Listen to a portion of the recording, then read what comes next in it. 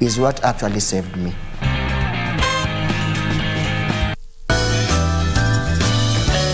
My name is Krish Bejusha. I go to school in Martial Academy, Nairobi. I play golf as a sport, and I'm playing this fall series in the under 16 category. You can actually use stories to try and explore your feelings. And that's why I feel so happy that I found this book. Sometimes I feel sunny. Today I'm going to show you on how to make the yummiest bubble donuts. They're tiny, small, yet so delicious.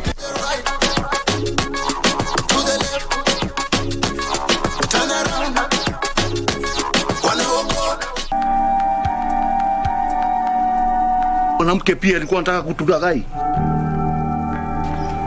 Christine! Na wakiuana jemedari. Tutawazika. Endo kasort hiyo mess. Sawa? Pete, Christine amekoroga. Don't get too excited. Ile mambo umepitishia huyo bwana yetu angekuwa shakukuza kitambo sana. Uliamua mimi na mume wangu hatuwezi kaa na amani kwa ndoa yetu. Nataka kuona mahali unafika. Just get out of my house. I will never forgive you. Sina mahali pa kuenda haki. Mama Jane. Your goodness just carry me go. Do you think I look nice? Do you think am I beautiful? Like, should ask questions that really triggered me to really wonder, like, is my mom okay? The biggest mess that it created in me was identity crisis, where you don't know who you are, you don't know how you're supposed to behave. Yes, I know kuna a lot of parting spirit. Sometimes inakaa ni kama wasee tu wame lose it. That caused me a lot of fear, and I realized that even in class, even in the outside world, I would have this sort of fear. I think maparo wengi washahata. Maparo wengi hawajakuwa there, walikuwa najua bora nimemlipia fee, ako fiti, na hawataki ku confront. Sing hallelujah. Hallelujah. Sing hallelujah.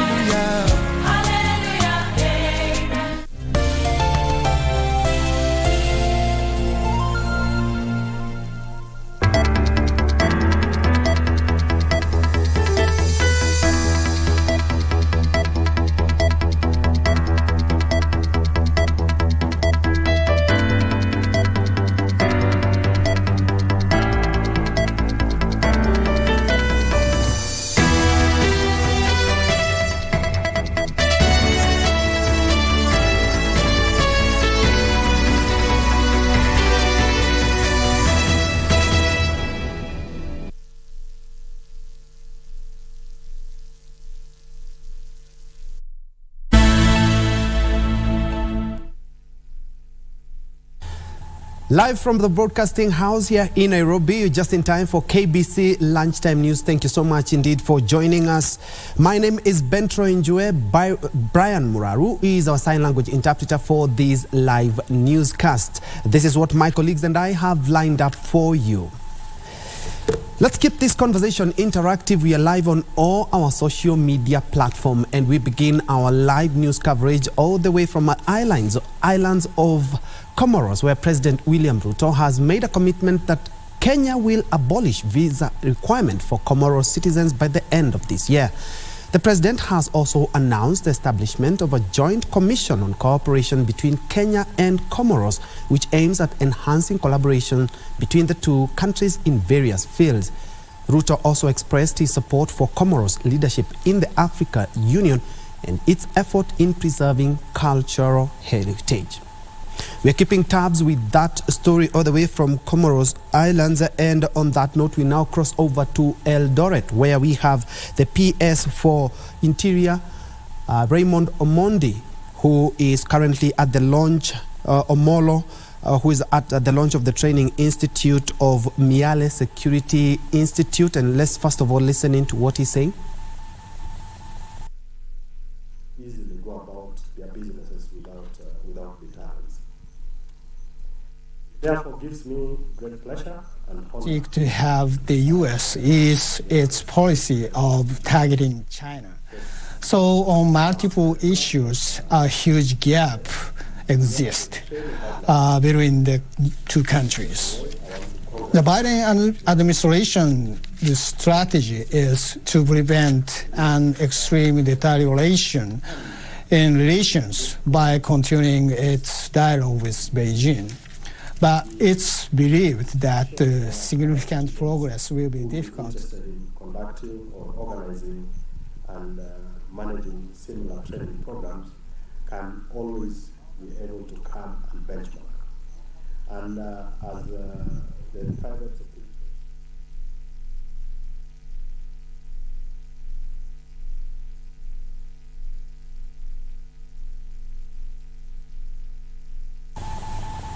We'll be getting back to that a little bit later, but in a nutshell, the PS is at the launch of the training institute, Miale Security Institute, which focuses more on the recruitment of private security officers. Elsewhere, still on matters touching on security, police in Gatundu, Kiambu County, have discovered bang valued at 1.1 million shillings planted at a private farm at the border of Gatundu North and Thika constituencies.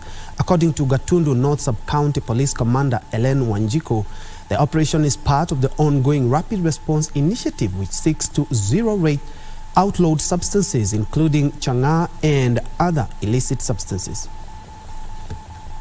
3 suspects are in police custody after being arrested in connection with narcotics raid after authorities discovered bang planted in a private farm at the border of Gatundu North and Thika constituencies. During the operation, which began with a tip-off from the public, police discovered bang planted alongside maize. Police say they will spray the farm alongside instituting other measures to prevent further production. They are disguising they were doing other types of farming, maize farming, but in the farm they had some plantations of this cannabis sativa that is being used by our youth around areas of Gatukoyo and Moya. This comes as security officers in the region vow to intensify patrols to weed out crooks still hell-bent on undertaking illegal activities. This has been the major suppliers in our markets around Gatukoyo, Kamwangi area, and even Thika. Now that we have known, we are going to intensify our patrols, gather intelligence through the multi-agency system, so that we nab these people once and for all. Pombe hapa Katukuyu, Gatundu North, Thika tunaungana pamoja under multi-agency team. Tunataka tumalize hiyo vita na tunataka tumalize mambo ya illicit brews in Gatundu North and Gatundu South. Security officers will also be guarding the entire farm while conducting further interrogation to ascertain possibility of propagation of other outlawed crops. Sarafina Nairobi for Lunchtime News. And more on security, police in Kajiado County have in their custody a man suspected to be behind a spate of burglaries in Ilbisil town. The suspect, who is currently being held at the Ilbisil police station, was arrested in possession of assorted household items stolen from an elderly couple. Members of the public are urging police to intensify patrols in the town to curb incidents of robberies which they say happen at night.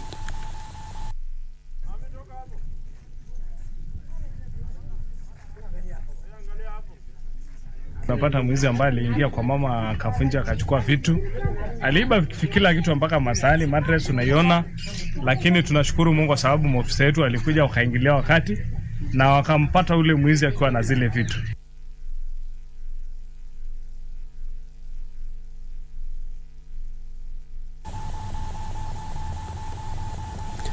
Away from security matters, Kiambu County Hospital says investigations have begun on alleged negligence that led to the death of an unborn baby at the hospital.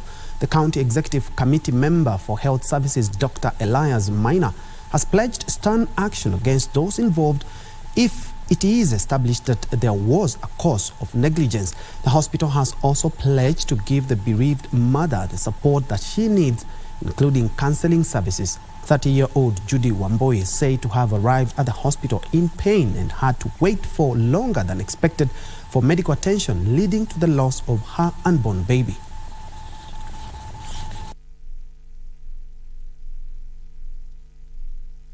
And if we find any case of mismanagement, any case of professional negligence of mismanagement, we are going to take a stand action against whoever is involved, because we don't want this to be repeated anything like this to be repeated again. Because we understand that the loss of a child is not an easy thing.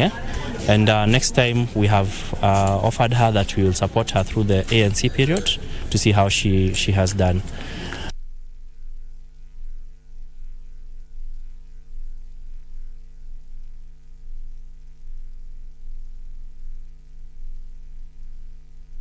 Elsewhere, the Senate has been urged to fast-track resolution of border disputes between Pokot and Turkana counties in order to bring stability to the devolved units and also attract local and foreign investments. Speaking after a meeting with Rift Valley Regional Commissioner Dr. Abdi Hassan, members of the Turkana community in Diaspora Association, however, noted that the killings and property destruction due to protracted wrangles between the two communities has greatly affected the economic growth of the area. Sababu kuna mali naitwa Lami Nyeusi. Hapo ukiangalia ni ndani ya Turkana County. Lakini unaona Pokot wanasosana nayo, wanasema ni area yao.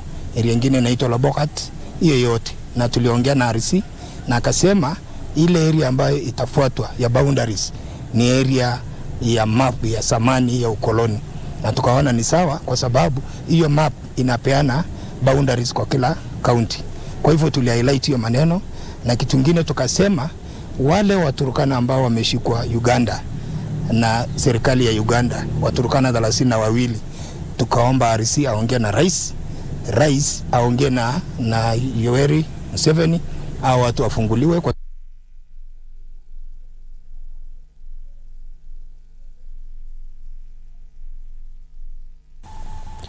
From the Rift to county number 14, several families have been left homeless in Majengo area in Embu town after fire gutted their houses on Wednesday afternoon. The fire is suspected to have been caused by a gas explosion. No one was injured during the incident.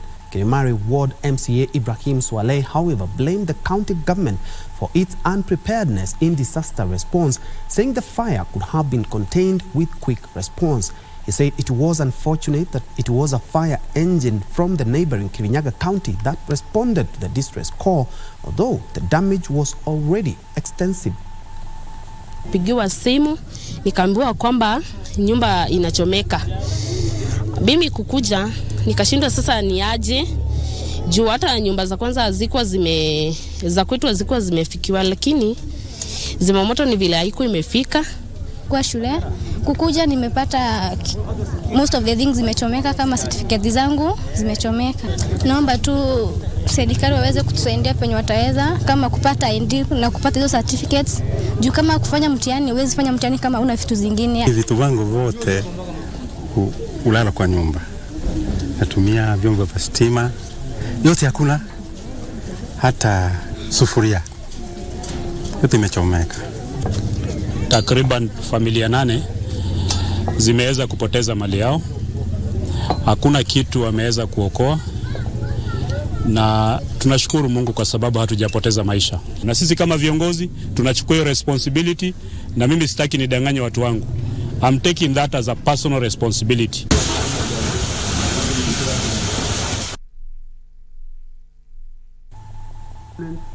And from Embu, we now cross over to the Kenya School of Government, where the Teacher Service Commission is launching the TSC Strategic Plan for the year 2023 to 2027. In attendance is Prime Cabinet Secretary Musalia Mudavadi, but currently addressing is the CS for Education, Ezekiel Mashogu. Let's first of all listen in. 20 million young people. If we have a said each and every one of us is going to plant and grow seedlings in schools and in the various areas, can't we make it as the education fraternity? Yes, we will, and that is why we have said we will be able to institutionalize, we will be able to create a culture of growing trees, not only in our schools, but even our young people, to have it extended to the various homes. Even the agenda that His Excellency the President talks about, His Excellency the Cabinet Secretary talks about, and all of us, about housing. I always tell it the teachers and my friend the unions here, that actually the greater beneficiaries are we in the education sector, because teachers, sometimes you go to places where they stay is areas which are not as good. Sometimes we say we are spending all this 630 billion this particular year, and we have to get our investment back. How do we get it back if our young people are going to stay home without employment? And that is why, ladies and gentlemen, Your Excellency, His Excellency says we have to be intentional, we have to be deliberate, and we have to be practical, because yes, we have identified there's a problem. No one is going to sort out that problem for us apart from we Kenyans coming together and says, yes, there is a solution here. And that's why, Your Excellency, I thank you and His Excellency the President, because in Tibet now we are having digital laboratories everywhere, because we are in a digital economy with online jobs. We thank you because we know how much employment is going to be created out of the housing program. We know how much employment is going to be created out of the industrial parks. We know how much we are now having out of the cutters of His Excellency the President, getting jobs in Germany and other global opportunities. So kindly, through you and all the teachers, let us support each and every government initiative, because it is by so doing that we will be able to take our country to another level. And kindly now, can we all be upstanding as we welcome His Excellency, the Prime Cabinet Secretary, Mheshimiwa Musalia Mudavadi, also known as, commonly known as,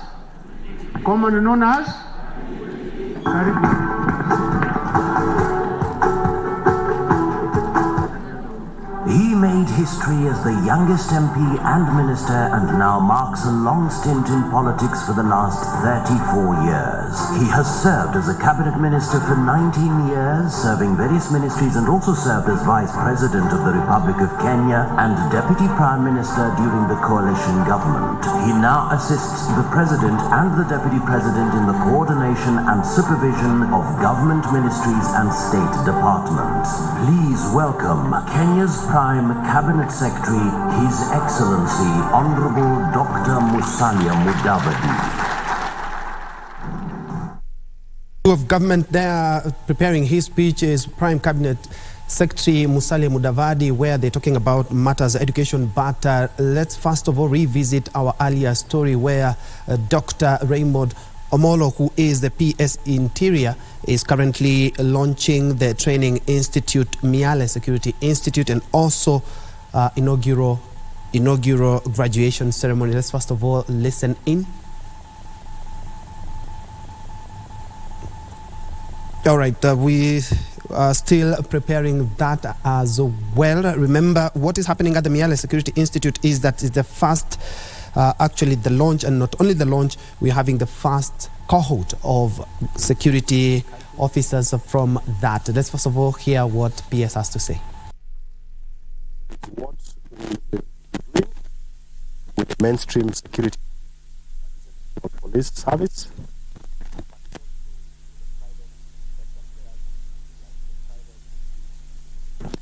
organizations. In that entire architecture, there are elaborate programs that the government is undertaking. One of them is the program that is additionally, there is the police equipment modernization program, which will be undertaken beginning to ensure that our police officers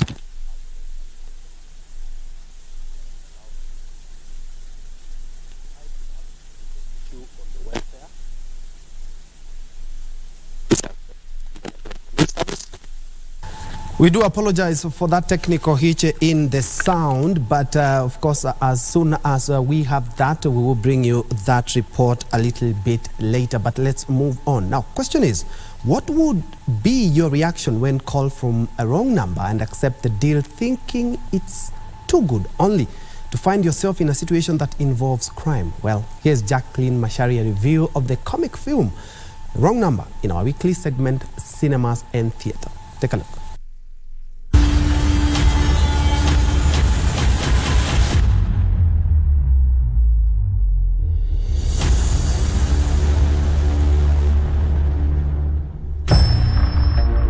Naweza piga simu kuconfirm. The film Wrong Number follows Dan, a young man who, in a bid to break his boredom, pretends to be the intended recipient of a very confidential call.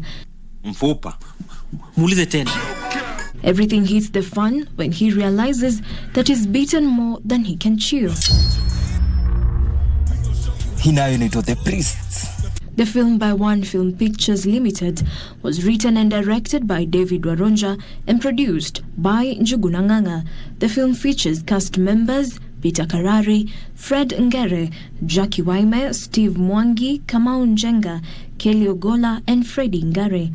The character Dan is played by Peter Karari. Dan is a butcher guy, kijana wa butchery, nini. So, ile call ilikam, hello, ni mimi niko na mfupa. You know, I was like, okay, it's relating with what I do. So kuflow na hiyo kitu ikaenda to the extremes. Ni mimi niko na mfupa plus amesikia sauti ya dem akafuatana nayo. Dan huyo kumbe it was a code for some gangsters. Tumepata namba. The character Sam is played by Steve Mwangi. Sam is the guy alifanya story yote come to life. Because we were given the number by the guy who was supposed to give us the number to tume kwa mdosi. But we had nowhere to write. So, nikaandika kwa mkono yangu.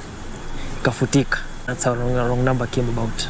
Si kushinda kwa nyumba kila time. Kwani wewe ni home theater? But how do they prepare for their roles? Dan ni kijana wa kawaida.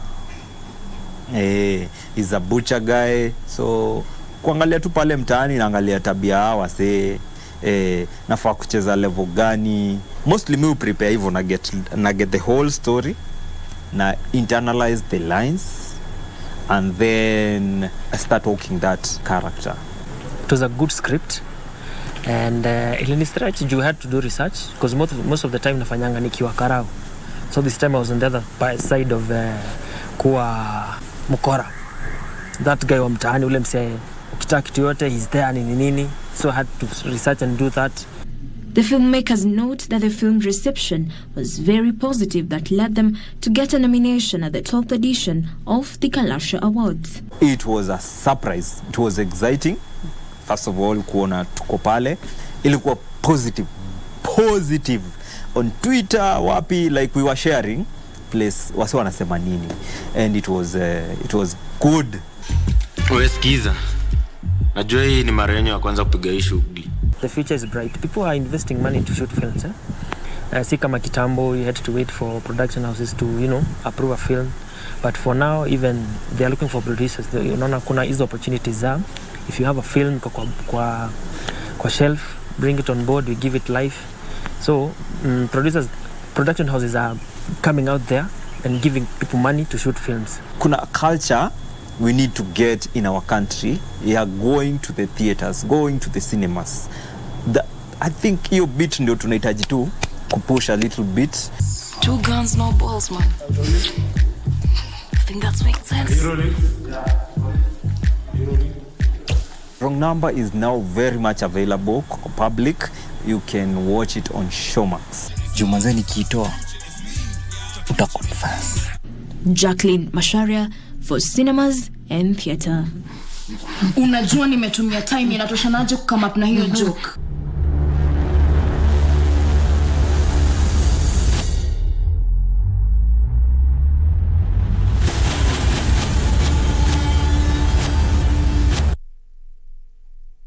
Wrong Number, an interesting watch for you. But away from that, let's first of all cross over to the Kenya School of Government where we left the Prime Cabinet Secretary Musalia Mudavadi addressing during the TSC Strategic Plan 2023-2027. Let's first of all listen in. System as institutions and individuals, we disorganize, disorient, distort, and put in jeopardy innocent lives. I am addressing myself to the Teacher Service Commission as I do to teachers and parents associations, students, and those whose business is education. I am a strong believer that where there are misunderstandings, the power of reason must prevail. As you guard your personal interest, always know that there is an even greater civil interest that you owe society. Surely, disrupting the education of innocence when you could talk through an issue cannot be the reason for your existence. In other words, between education stakeholders, there should never be a moment when we refuse to talk with each other. I am cognizant that there have been differences of opinion between TSC, teachers, and parents over whether indeed there has been effective teacher orientation on competency-based curriculum and the quantity of teachers required for its effective implementation. I am also aware of a differing opinion from private sector owners of schools over the same implementation of CBC. Separately, the Teachers Service Commission has issues with the parent ministry on whom should appoint school heads. Pending the report of the task force on CBC, nothing stops us from talking with each other and feeding the task force with consensus position ideas. Indeed, I firmly believe that if you choose to criticize, do so while offering an alternative. And I repeat, I firmly believe that if you choose to criticize, do so while offering an alternative. Don't condemn. Have the candor to offer solutions. And so, our journey to ensure inclusivity and equitable quality education and promote lifelong learning opportunities for all remains the focus of government. CS, that's the Prime Cabinet Secretary Musalia Mudavadi at the Kenya School of Government, and I'll be able to pick a few things, but just a quick one is that the government has acknowledged that the challenges posed in the implementation of the CBC and talked about the task force that has been mandated with that work is keen on ensuring that the challenges are taken care of. Well, from the Kenya School of Government, let's first of all take a quick break. When we come back, we have more news, we still have business and also sports.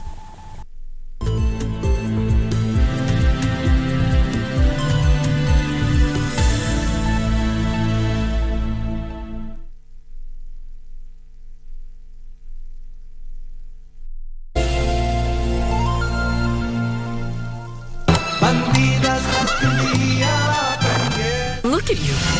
You've been disloyal and dishonest to me and to poor Vicente, who is devastated right now. So you were the one who gave him those keys? Yes. You were the one who killed Forero. How is Alonso doing? Please tell us. He just had some minor complications, but he overcame it. The good part is that he reacted. Olegario. Las bandidas.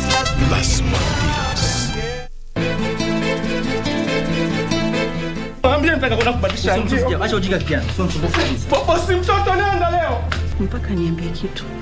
Manake ni wazi kuna kitu anajua, lakini hatakusema. Ajui chochote. Baby, you need to be very quick, baby. Panga everything chako, cha Abel, kila kitu mango zote, panga right now. Mambo si mazuri. You got it? Yeah, got it.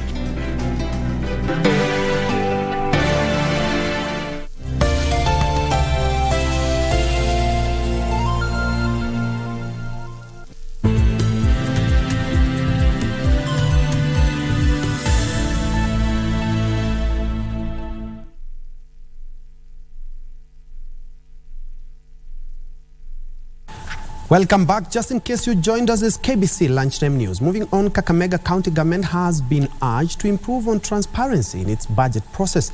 It has been faulted for publishing only 4 out of 10. I will take that again. Has been faulted for publishing only 4 out of 10 key budget documents in the year 2022.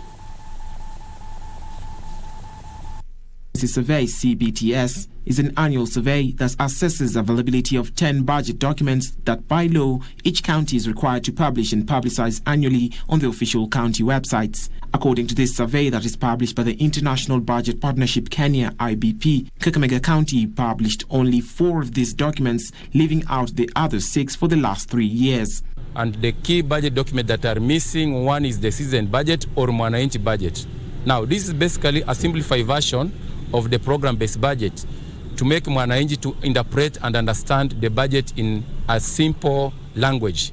E-budget facilitator for Kakamega, Marsabit and Vihiga counties Paul Odongo said basing on the budget calendar, the county government should now be uploading budget documents for 2023-2024 on the website as the itemized budget and program-based budget are already out. The former governor has left, we have not seen the factory.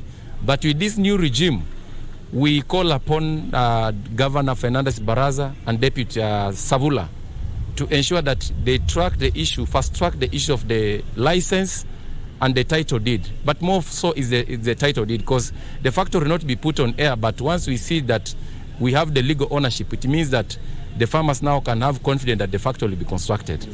He stressed that the budget transparency is important for residents and other stakeholders in accounting for expenditures. Field, at least 16 people, including 3 children, have died as a result of a suspected nitrate oxide gas leak in South Africa. The victims are said to have inhaled the poisonous gas at an informal settlement in Boksburg, east of Johannesburg. The nitrate oxide gas, locally known as zamazamas, is linked to the illegal gold mining in the area. It is used by gold miners to extract gold from soil stolen from the abandoned mine shafts. Victims were found within the scene in Boksburg's densely populated Angelo Shanti town. Elsewhere, a Russian rocket has hit an apartment building in the western Ukrainian city of Lviv, killing at least 4 people. The attack led to the destruction of about 60 homes as a number of roofs were blown away. Ukraine's Interior Minister Ihor Lymenko said that 32 people were injured in one of the biggest attacks on the city's civilian infrastructure, which fears of more people being trapped under rubble. Finally, the United States Secret Service is investigating cocaine which was found during a routine inspection at the West Wing of the White House. The Oval Office and other working areas for presidential aides and staff in the White House are located on the West Wing.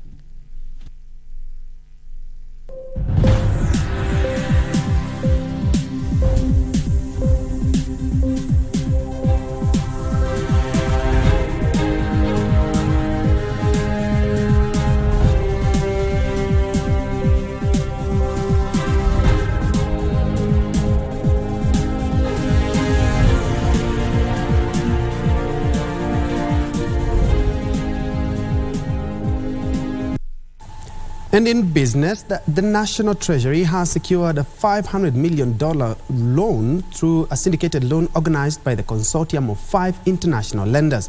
This is part of the $600 million that Kenya was seeking in the international market to finance various projects in the current financial year. A statement by the 5 lenders has not disclosed the interest the 3- and 5-year loans will attract. The National Treasury plans to borrow 200 billion shillings from the international market in the fiscal year 2023-2024 to repay maturing debt and fund stalled projects, especially in the transport sector.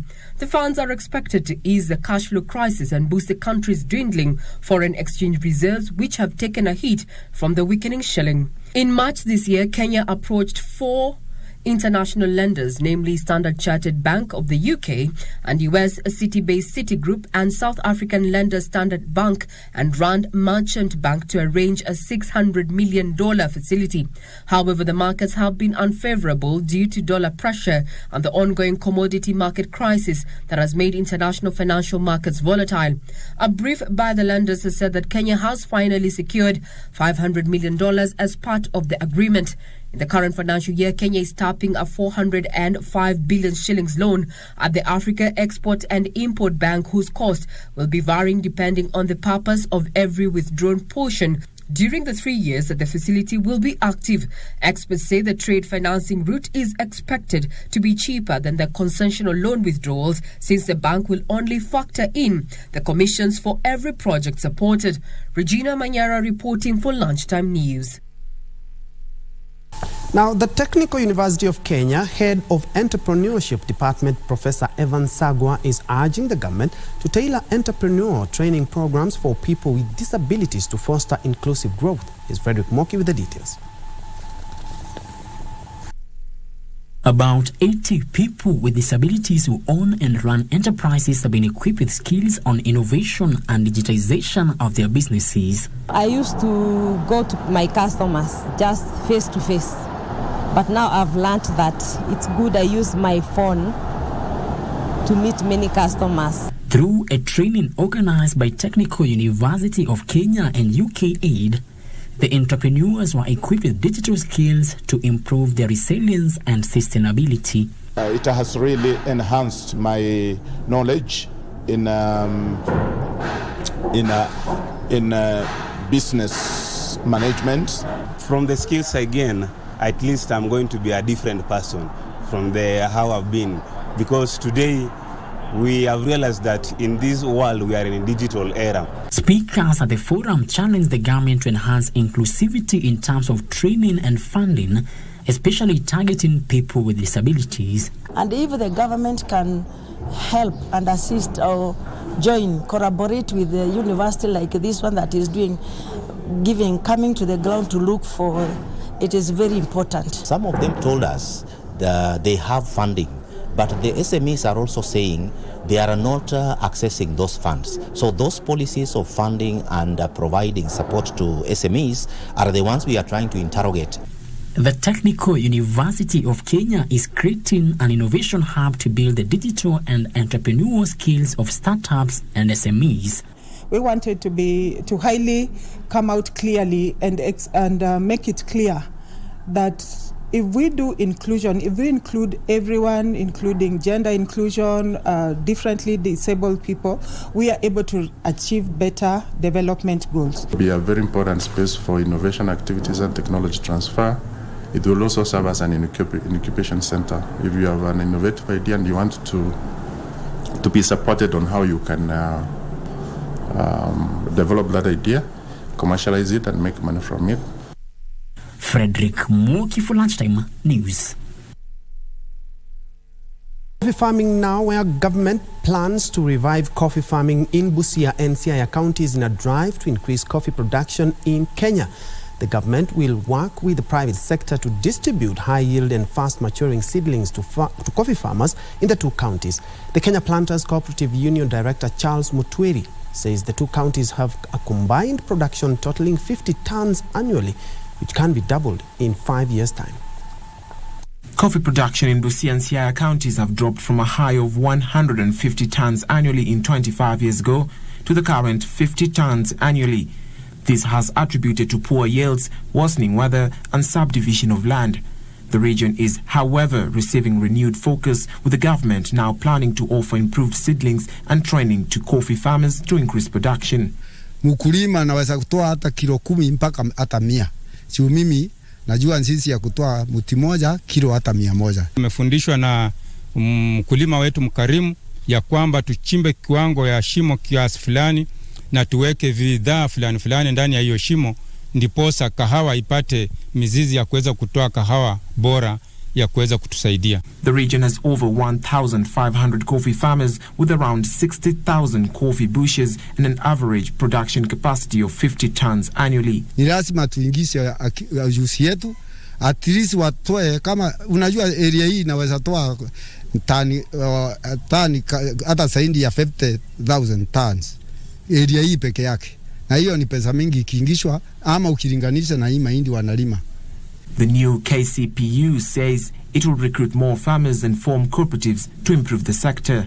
Farmers who have been selling their produce to neighboring Uganda said the move is a sigh of relief, as it will create a market for their coffee. Tumekuwa chini kwa sababu hatukuwa na mfadhili wa mzito kama new KBC wa kushika sisi. Kwa hivyo tumekosa training na pia tumekosa mtu wa marketing. Now, plans are underway to revive the Tana Athi River Development Authority irrigation project to boost food production. Head of Public Service Felix Koskei says the project will put 50,000 acres under irrigation for rice and fodder production. Head of Public Service Felix Koskei was on a fact-finding tour of the Tana Athi River Development Authority irrigation project in Tana River County that has received funding for rehabilitation of canals. While here, Koskei said the government plans to set up the relevant infrastructure to pave the way for onboarding investors under a public-private partnership model. Given direction that we need private sector investors to come and work together, and that has been a very clear call from national government that the government cannot deal with this production alone. They want private sector to do what they know best, while the government will provide infrastructure. The irrigation project is expected to prioritize various programs that will not only improve agricultural productivity, but also food and nutrition security. We have the potential to do it, we have the resources to do it, and we have the capacity. And we have to make sure that Tanda is able to achieve that mandate in terms of food security. By the year 2027, we shall be able to have enough rice that can feed this country in terms of production. Locals lauded the revival of the project, noting that it would create sustainable solutions that not only benefit them, but also the country at large. Tumekubaliana kwa kauli moja kwamba Tarda ifufuliwe kwa sababu hii Tarda iko maka 38 tangu ilianza na ilisaidia sana watu wetu ya Tana River, hasa watu wa sehemu hii ambao ni wafugaji na wakulima. Tunaiomba serikali ikiwezekana iongeze pesa zaidi ili huu mradi upate kuendelea, vijana wetu wapate kazi na njaa itoke. Hiyo tunashukuru, na vijana wetu tunaamini kwa mradi ukiwa hapa vijana wetu watasoma na tutakuwa na nafasi. Njue Kami for Lunchtime News. The government has rolled out a poverty eradication program in Migori County to help improve income-generating activities. Migori County Director of Social Development, Eliud Ondara, says the program will benefit 9 groups to help improve the lives of youth and women. Under the Poverty Eradication Fund, beneficiaries will receive between 50,000 shillings and 250,000 shillings, depending on the income-generating activities that they engage in, and be offered a grace period of between 1 to 3 months before starting to repay the loans.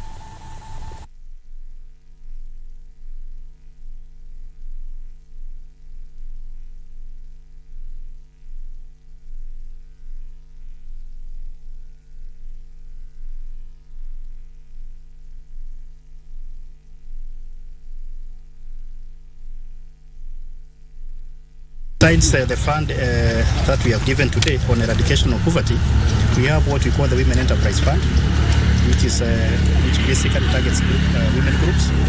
We have the Youth Enterprise Fund that targets youth. Those are young adults who are between 18 years and 35. It's supposed to assist the groups for on lending to its members to start income generating activities. Because of this fund, we now find it so much easy. We can run our projects and we can manage the projects that we started. And we want to say thank you, and we are so much grateful. And we hope that as time goes by, we are going to manage and we're going to do more and support also the government through paying back the money that we owe them.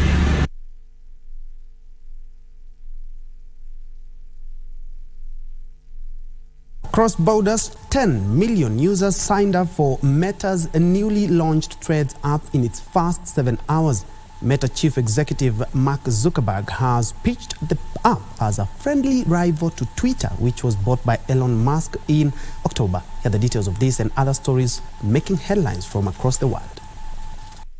Experts say Threads could attract Twitter users unhappy with recent changes to the platform. Threads allows users to post up to 500 characters and has many features similar to Twitter. Earlier, Meta chief Mark Zuckerberg said keeping the platform friendly will ultimately be the key to its success. Competitors have criticized the amount of data the app might use. This may include health, financial and browsing data linked to users' identities, according to the Apple App Store. Threads is now available to download in over 100 countries. Meanwhile, a small town in China has vigorously developed leading clusters of the brush industry with unique advantages, playing an important role in helping realize sustainable development and create jobs. At the same time, the government sets up a brush industry development fund of $2.76 million annually to help enterprises transform and upgrade. Since 2020, the cross-border e-commerce export of brush industry in Yuan has grown by 43% annually and has exceeded $100 million so far, with products exported to more than 70 countries and regions around the world. Finally, Samsung Electronics' June quarter profit is expected to plunge 96% or near to the lowest for any quarter in more than 14 years. A cheap gulch continues to drive large losses in the tech giant's cash cow business despite a supply cut. Operating profit for the world's biggest maker of memory chips, smartphones and TVs likely fell to 555 billion won in the April-June quarter. However, the price decline slowed from previous quarters as Samsung Electronics and memory chip peers cut supply and is expected to hit bottom around the third quarter, although a substantial recovery might not come until 2024.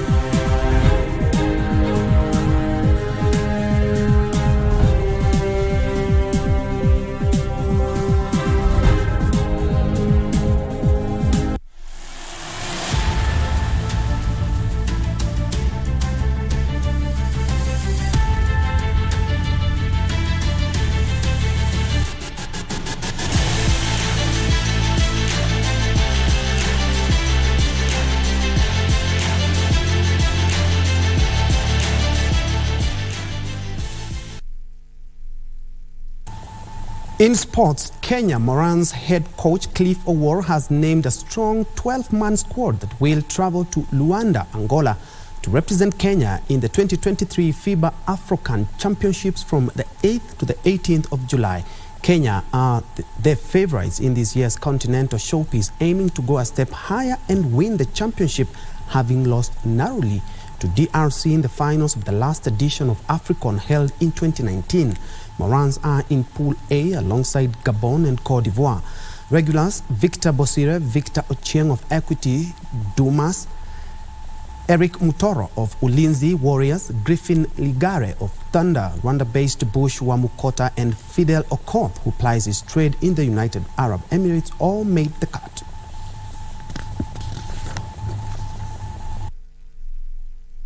Great D. Underneath, Marai throws it down.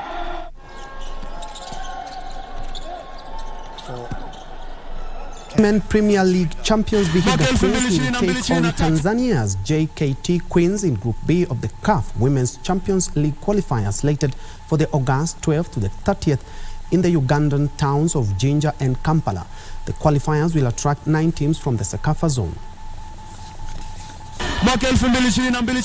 Following the draw conducted in Rabat, Morocco, 2021 Sekafa Zone champions Vihiga Queens FC, Tanzania's JKT Queens, Rwanda's ASC Kigali, and Zanzibar's New Generation FC were placed in Group B, which will be based at Philips Omondi Stadium in Kampala.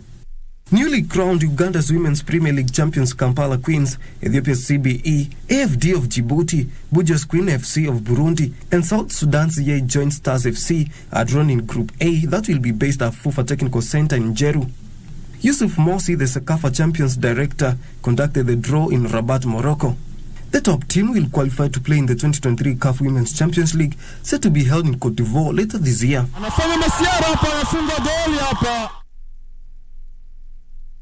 Karen's country club Betty Gasheru carded a score of 71 net to claim victory at the Karen's 9th Ladies Golf Medal Tournament.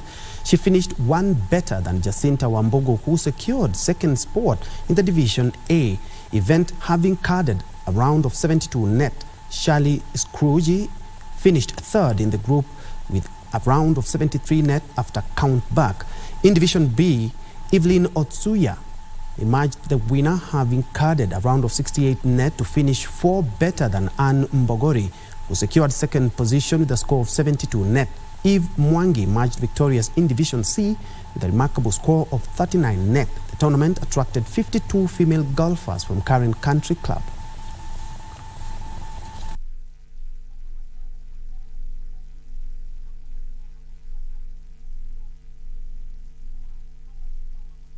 In tennis, Stefanos Tsitsipas beat Dominic Thiem in a 5-set, 5-round Wimbledon epic tie to set up a meeting with Britain's Andy Murray.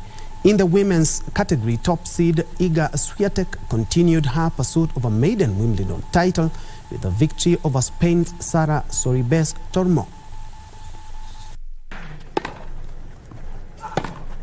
Stefanos Tsitsipas won 3-6, 7-6, 6-2, 6-7, 7-6 over Dominic Thiem in the match that lasted 3 hours, 56 minutes. Tsitsipas took the second set on tie break, then the third to go ahead, but he lost the fourth set, also on a tie break.